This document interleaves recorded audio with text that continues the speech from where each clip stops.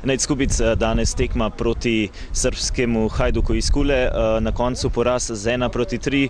Dolgo časa ste držali remi, na koncu pa potem 2 gola Srbov. Spet so bile težke razmere za igrati. Tale veter nam je delal že prej, ko smo bili v Savudriji na pripravah probleme, pa zdaj spet. Mislim, da prvi polčas smo odigrali kar v redu, tudi drugi polčas smo dobro začeli. Zadnjih 20 minut smo padali, dobili 2 gola in nažalost tekmo izgubili. Če gledate skozi priprave, skozi te tekme, je viden napredek?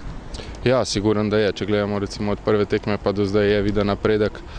Mislim, da smo v vseh tekmah odigrali z izjemo mogoče Trbovlja, da smo odigrali na enem solidnem nivoju. Mislim, da smo cilj, ki nam ga je trener dal, izpolnili, tako da v soboto bomo še eno tekmo, pa na Kopru. Ok, hvala, srečno.